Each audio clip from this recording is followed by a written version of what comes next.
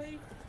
Thank you for making it to this hour, and you didn't give up and go home. I'm proud to be here today in this event, and I'm going to talk to you today about automation.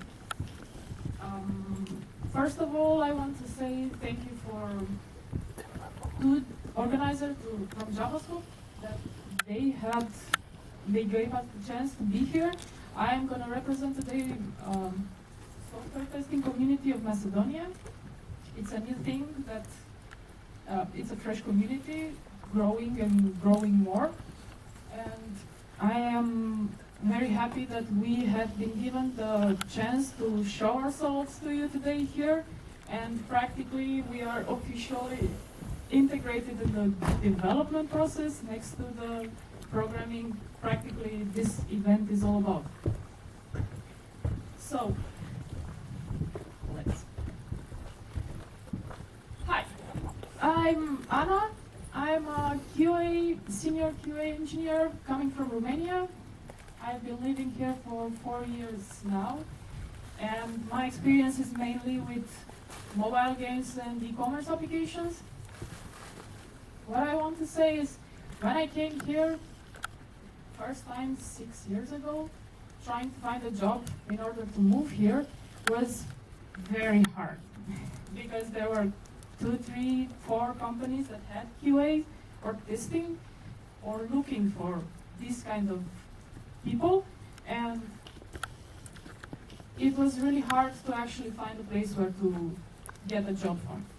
Looking at it today, on the other hand, there's so many companies hiring, there's so many people having a lot of opportunities in finding a tester or QA job here in Skopje, in Macedonia. And that makes me feel very proud of this community that is growing. And I can say that it was possible because the IT industry in the country is practically growing as well, and it's supporting this kind of a development in the QA direction as well. So, very nicely done, Macedonia, for this. And I hope I'm going to see much more events like this. We're going to be starting to organize all kinds of events ourselves. So I'm going to be very happy in being more present in the life of the city. Okay. What I'm going to talk to you today about is because practically I don't doubt that there are people that don't know what testing is about. I'm going to try to suggest to take things one step further now that we can do this, and try to talk about testing automation, which I know it's a trend together with Agile and all that, but it's really useful, and I'm going to try to explain why this is very useful for a development team. What should we look at when we start implementing automation, and what's this Selenium all about that everybody is talking? So, most of the people, when they start with testing, they start with manual testing, right? Because you practically take the application in your hands and see what's it all about, what is it doing. But once you start with manual testing, it's like in a split of a second, you don't really have time to do everything anymore. And knowing that, for example, in my opinion, most of the testing goes into regression, which is, I'd say, 60–70% of your time takes regression testing, because once you have a set of features that are ready and you know that they're bug-free, you start continuing to develop new stuff. And once you develop new stuff, there's a very big chance the old things to be broken and not work anymore. So you have to split your time into checking that everything is still working and checking what is newly implemented, if it's still good and it matches the requirements. In order to make yourself some free time for testing the new stuff, practically, we can implement this automation, which are some small scripts that test your basic functionality and make sure that all the time, whenever you're running them, you get instant results about your features, if they're still working or not, in all the specific situations that you need.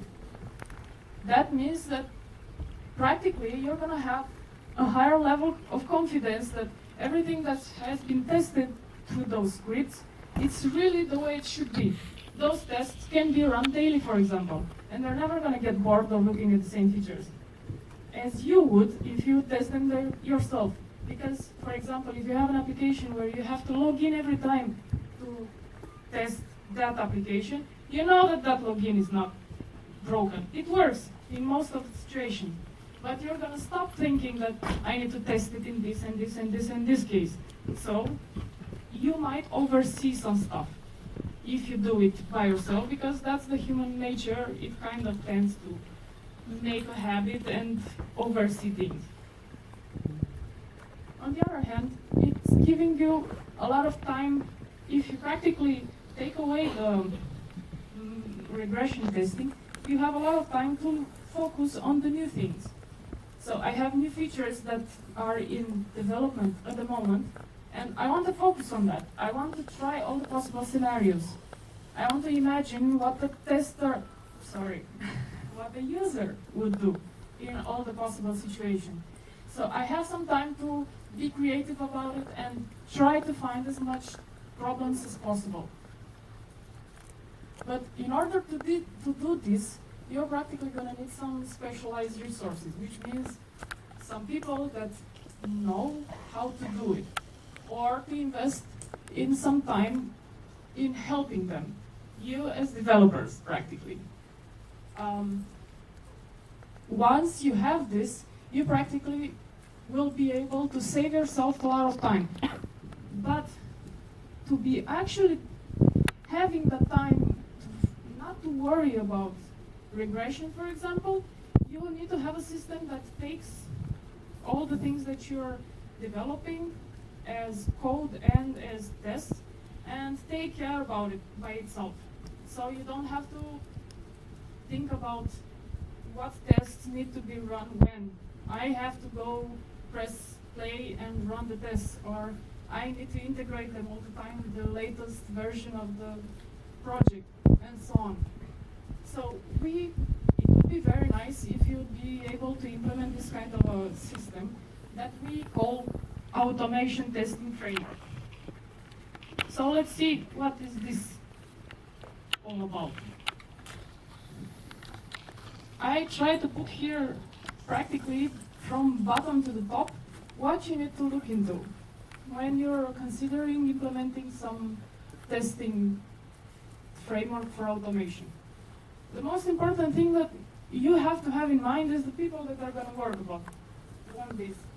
If the testers don't have the right skills, you're supposed to gather this information and try to find the best solution in tools, in programming languages, so on. So practically, when you're talking to your testers, you need to know what exactly they know. If they know a specific language, programming language, that's going to depend very much on the rest of the infrastructure of your framework. You need to decide what kind of tests, from the design point of view, is that tester able to write? Because if he has very little skills in programming, he's practically not going to be able to make make abstract tests and divide the test data from your actual test and design very high abstractized tests. So those things there in the corner, they're the types of the tests that you can write. The first two practically are coming from if you have a tool like a recorder that practically takes your actions, you're doing some tests manually on your browser, and at the end it's recording that and it's translating it in a piece of code that later on you can just play and it's going to do it by itself once more. But the problem with this tool is that it is not that much customizable. You cannot add so complicated verification of conditions. You can't really manipulate a lot the tests and the data. But if you're trying to make your test in a design that is more clear, for example, the first one, data-driven, it's practically splitting the test data from your actual test. So I'm not practically having everything in one file, the test and the data. And I'm going to be able to read data from a different file where I can save all the cases. Say I have the so popular login situation. And I want to test that login case with all the possible combination. Empty fields, wrong characters, length, I don't know. All kind of possible combination between username and password. So I'm going to have a file with all these things listed.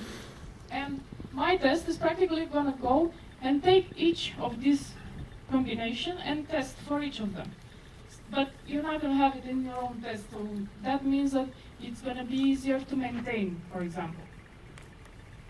And this grow into importance once you change the design of your test. For example, keyword, it's once you have the separated data, afterwards you're separating your main functionality. Say, for example, your login consists in entering your password, entering your username, and clicking the login button. So practically I can define a function that logs you in by running all these 3 actions at the same time, and I'm not going to have to write all the time all the 3 actions. I can just call this one function, and it's going to do it automatically.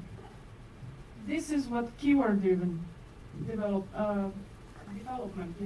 means. The behavior, it's a combination of this, where you practically define these kind of functions that look like a sentence. So practically, whoever is not technical, they can just go through the test and see what you're actually testing. So practically, it's easier for people that are not programmers to understand what you're testing. But this is usually too much because no one is looking into your test anyway. So once you decide which level of those tests you can achieve and what programming language your tester knows to program in, you practically can decide what tools you can use. So by default, we're saying that we're using Selenium because that's the scope of this presentation. But Selenium can integrate, practically it's just a library.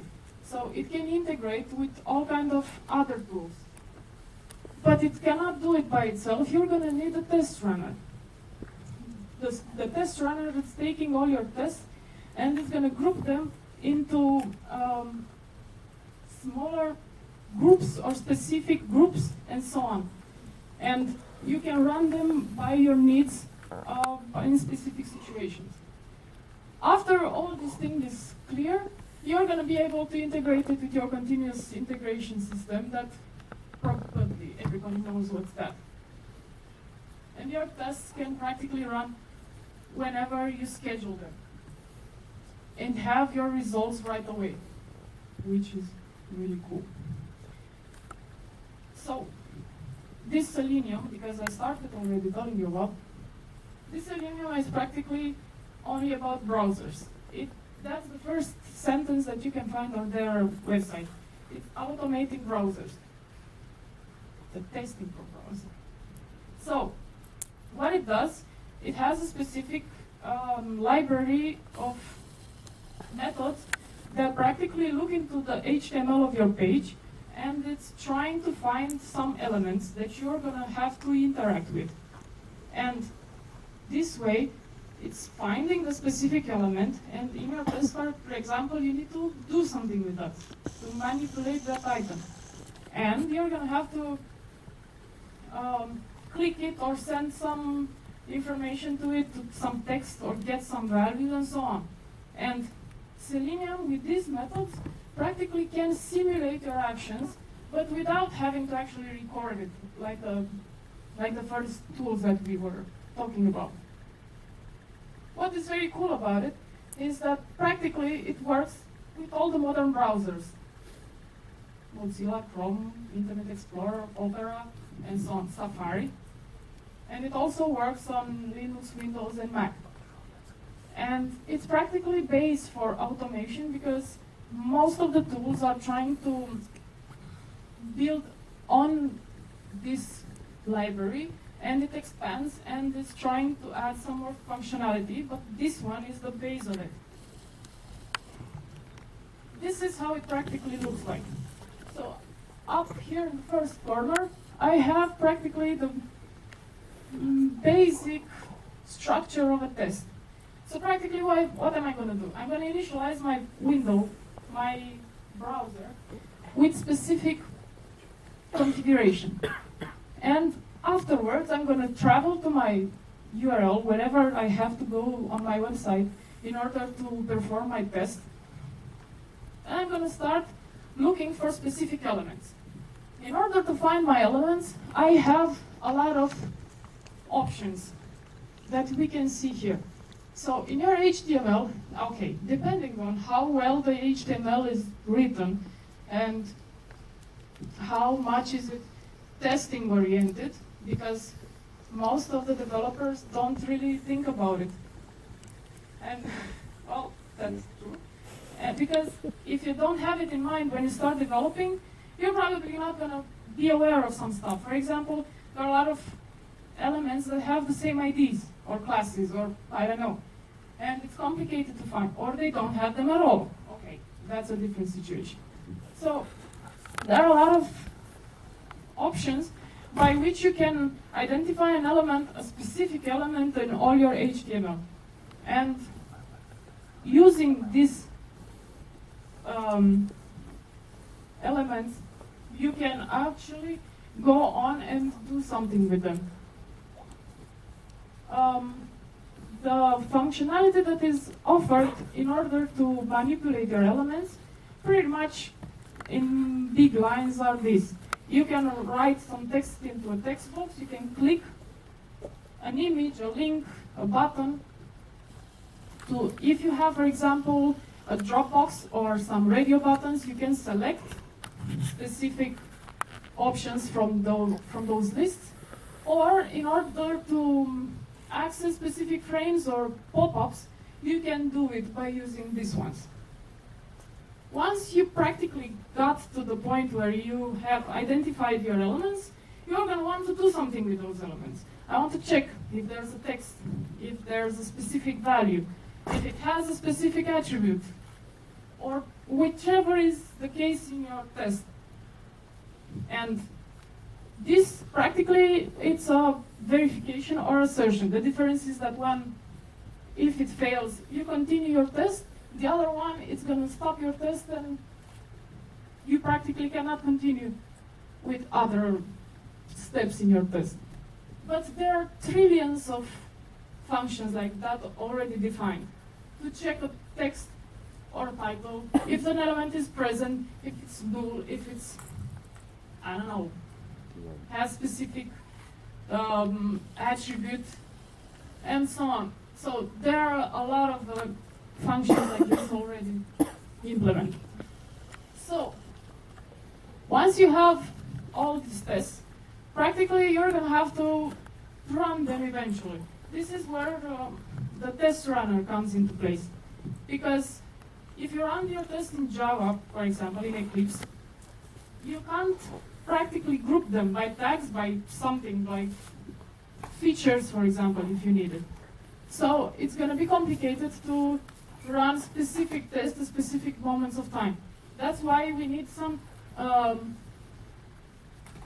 test runner, for example, like TestNG or JUnit or whatever it is, other tools that offer this option, that offer you this functionality. For example, in TestNG, you have an XML where you write exactly what tests you want to write, in which order, and what exactly is going to be skipped if you want, and so on. And when you're running them, you're practically going to run exactly that sequence of your test, and you're going to have, you're going to have a set of results.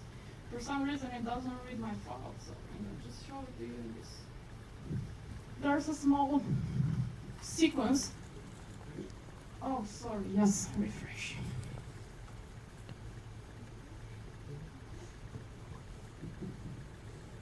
Refresh? I don't see the mouse. Oh, okay, it's wrong. So, in my situation, I'm using Nightwatch, which is a JavaScript test runner. And I'm running this group of tests. You can see at the top of the window by the command group. It's running a group of tests for a product on a furniture store.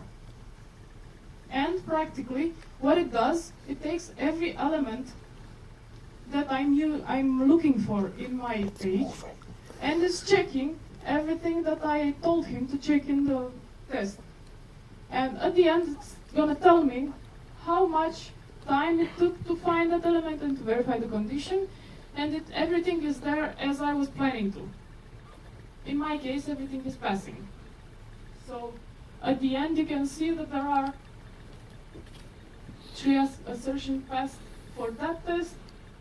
I don't know how many more afterwards, and in the end, when the whole group of tests is finished, it's going to tell me the results for the whole group of tests. So you can configure, of course, all kind of other ways of reporting the results. Selenium gives you this kind of features.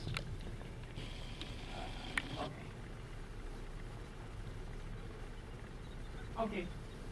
These are some advanced features of Selenium. The most important of them is the fact that practically you can use it to run tests on all your browsers, locally or remotely. You can run your tests on a different computer. Let's say you don't have the possibility to have all the configurations on the same computer. So you're trying to configure them on more machines in order to have a wider range. So practically you're going to configure your server to be a hub, and it's going to spread tests on other machines that you can configure. And practically it's going to access them remotely. Okay, there are those 2 functions that are going to help you doing this. It supports page object model, which is pretty much what we were talking about earlier about keyword-driven development. So practically it's taking the page that you're looking at and it's wrapping it in some specific variables and functions that you don't need to touch afterwards, because if your HTML changes, you're going to have to rewrite your test, all your tests, using the new IDs. So in order to not have to do that, you're just going to save them in a specific variable or specific function that does something with it. And when this happens, you're practically going to have to change it only in that specific page object. And automatically the change is going to spread throughout all your tests, which is really cool, and it's going to save you a lot of time. Third, it's the parameterized test. Practically this is, again, the data-driven design, which means that you don't have to hold your test data in the test case. And that means, again, clean work. You can add and modify your test data all the time without having your tests to fail. This is what I was telling you about. All kind of reports can generate PDFs and emails. Very important, that can take screenshots on failure. And these 2 things, I know about it, but I have never tried them so far. And probably there are all other kind of things that you can do with Selenium. So it's a really cool tool to be used in the automation, there's some useful links for tutorials, whoever needs to start using Selenium, and how to actually implement your test framework. And if you have any questions about this, I would be happy to answer you. Otherwise, any question? No. Yes.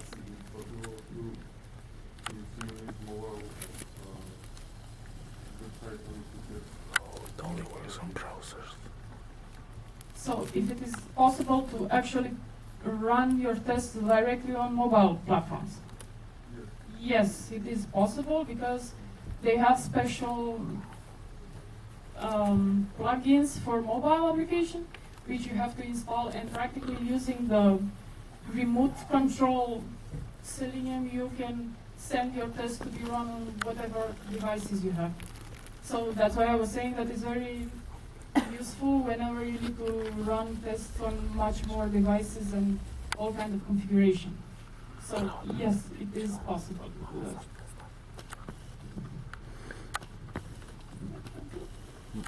Yeah. Can you tell me more about the page model object? How do you edit the content if you change the HTML of the page? So to repeat the question, how do you generate the page content, the page model? And how do you update it? Because the HTML of the page can be a thing that can change really often. In an ideal world, this page object should be generated by the developer that makes the HTML design. So automatically, whenever he's changing something, he is supposed to update this page model also. For him, it shouldn't be such a big deal because it's just replacing an ID or a class or whatever. And it would be very little work from him. But practically, the page object, it's looking for the elements that you need to interact with in the page that you use. And takes all those IDs or classes or CSS selectors and he stores them in a variable, which it's used in the test. So what I need to look when the HTML changes is only this one file that holds all these IDs. So practically, whenever it changes, I need to be informed, because that's why you're working in a team, and I need to know exactly what has been changed into. I'm going to change this ID, and practically everything should work again. So otherwise, you're supposed to change to see that the tests are failing, and practically go all over again through all your tests that might use that ID, and change it all over again, everywhere. And how do you handle if there is some element that is being filled via Ajax, the load function, and the content of that element is being changed on each page load? So practically, that should be a kind of a dynamic element. Yeah. Okay, so there is one thing that I know about that I can use, is that expat way. So you can find the element by expat, because practically you're not looking for the actual value of whatever is in that element, but where is that element, how you can identify it without actually reading the value. Yeah, but if one element is loaded up from the expat can be not valid anymore, let's say.